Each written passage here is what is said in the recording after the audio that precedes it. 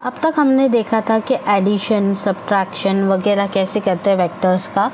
अब हम देखेंगे कि अगर दो वेक्टर्स के पास समझो अगर सेम मैग्नीट्यूड और डायरेक्शन होता है तो फिर उन लोग परफॉर्म कैसे करते हैं और उन लोग का कैसा कैलकुलेशन किया जा सकता है। तो यहाँ पर देखेंगे law of parallelogram of vectors में। यहाँ पर अब क्या है, for example take two vectors, एक पहला वेक्टर ये है और दूसरा वेक्टर ये है। तो हम नाम दे देते हैं इनको ए बी, और ये सेम पॉइंट से ओरिजिनेट हो रहे हैं तो ओ नाम दे देते हैं। अब ये दोनों वेक्टर है, दोनों का डायरेक्शन और मैग्नीट्यूड सेम है। हम पैरेललोग्राम को पहले कंप्लीट कर लेते हैं। तो पैरेललोग्राम को हम लोग ने कंप्लीट कर लिया। जो भी इन लोग का रिजल्टेंट होगा तो वो पैरेललोग्राम के डायगोनल से होगा, तो उससे नाम देंगे हम आर डैश। अब यहाँ पर ओ ए का हम क्यों ना यूनिट ले लें, सपोज पी बार, और ओ बी को ले ले क्यू बार। तो ऐसा हो गया। अभी दोनों के बीच में ओ ए और ओ बी के बीच में यहाँ पर थीटा का एंगल बन रहा है जो आप लोगों को दिख रहा होगा। अब यहाँ पर अभी हमें पता लगाना है कि रिजल्टेंट वेक्टर का एक्चुअली वैल्यू है क्या। तो हम इसके लिए कंस्ट्रक्शन करते हैं। कंस्ट्रक्शन के लिए हम यहाँ पर एक परपेंडिकुलर ड्रॉ करेंगे, उसको नाम दे देते हैं डी, और इसे जॉइन कर लेते हैं और इसे सी नाम दे देते हैं। अब परपेंडिकुलर ड्रॉ किया है तो ये 90 डिग्री बन जाएगा ऑफ कोर्स, और कुछ एंगल भी तो बनाएगा ना। तो एंगल उसने क्या बनाया है, उसने एंगल बनाया है थीटा का एंगल। यहाँ हम देख सकते हैं कि सब एंगल्स बने हुए, ये परपेंडिकुलर ड्रॉन है और ये एंगल बना हुआ है, यहाँ पर ये एंगल बना हुआ है थीटा का। और r is nothing but p plus Q, p काय का ओ ए का और q काय का ओ बी का। शुरुआत करेंगे from triangle O D C. तो ये जो ट्राइंगल दिख रहा है ओ डी सी, उससे हम लोग शुरुआत करते हैं। इन ट्राइंगल ओ डी सी हमें दिखता है कि ये हमारा हाइपोटेन्यूज है, तो that means O C square is equals to O D square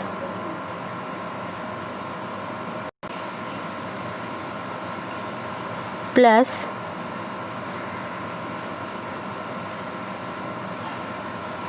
C D square, या फिर डी सी स्क्वायर भी हम लिख सकते हैं।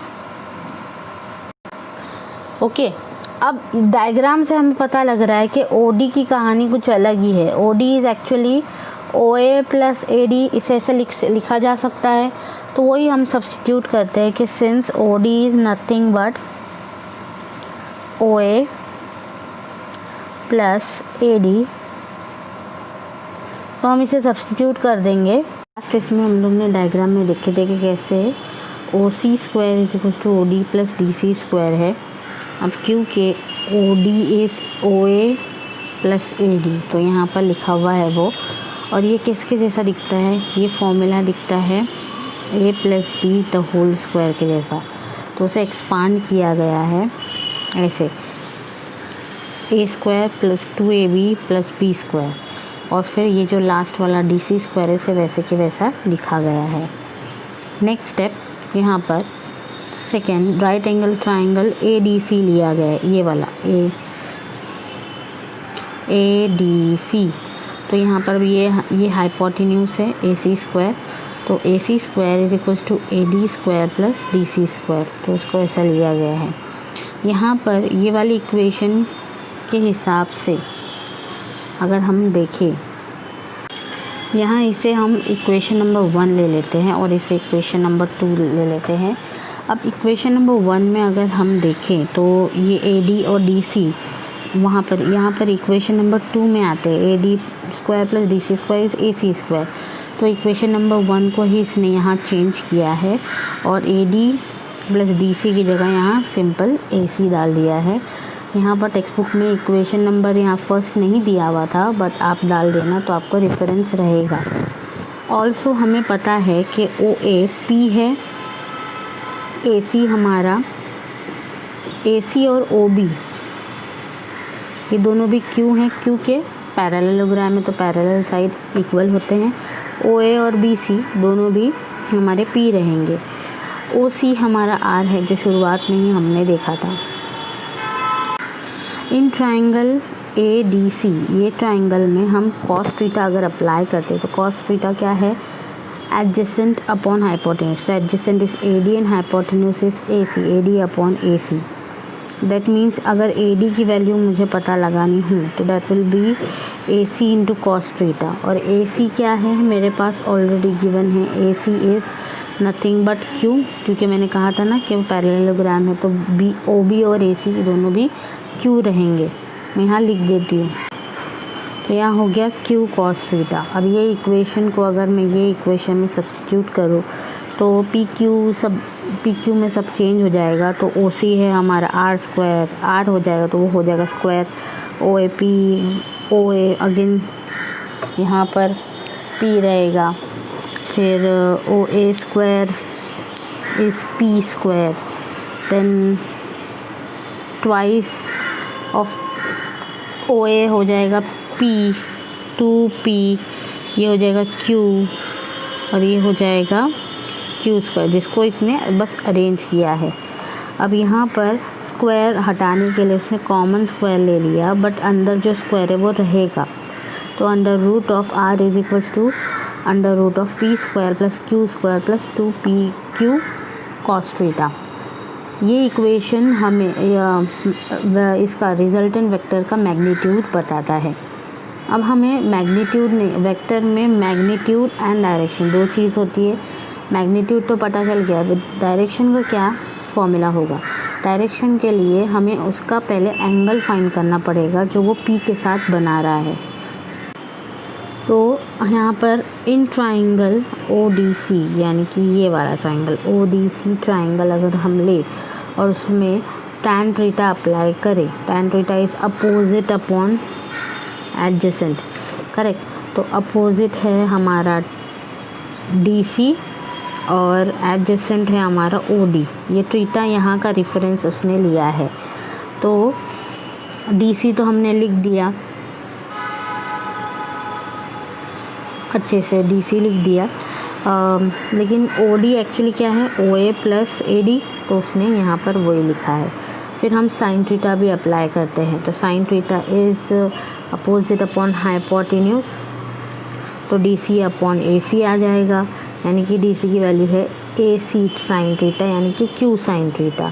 और पीछे हमें ए डी की वैल्यू क्यू कॉस थीटा मिल चुकी है, करेक्ट। तो हमें क्या करेंगे यहाँ पर, therefore A D is nothing but A C cos theta, यानी कि क्यू कॉस थीटा जो यहाँ पर भी हमारे पास था उसी को वो स्टेट कर रहा है। और ओ ए ऑलरेडी पी बार है, तो ये सब चीज़ों को हम अगर ये वाली इक्वेशन में सब्स्टिट्यूट करते हैं तो क्यू डी सी की जगह हम लिखेंगे क्यू साइन थीटा और ओ ए की जगह लिखेंगे पी प्लस और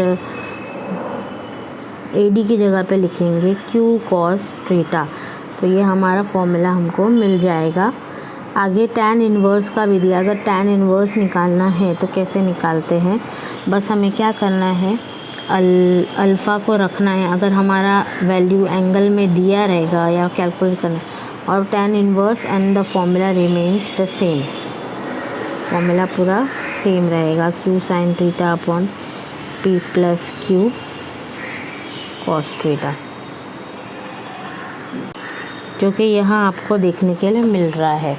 फॉर्मूला सेम है। This equation give us the direction of resultant vector. तो अगर हमें क्वेश्चन पूछा जाएगा write down the magnitude and direction of resultant vector, तो दो पूरे इक्वेशन डिराइव करके बताना है।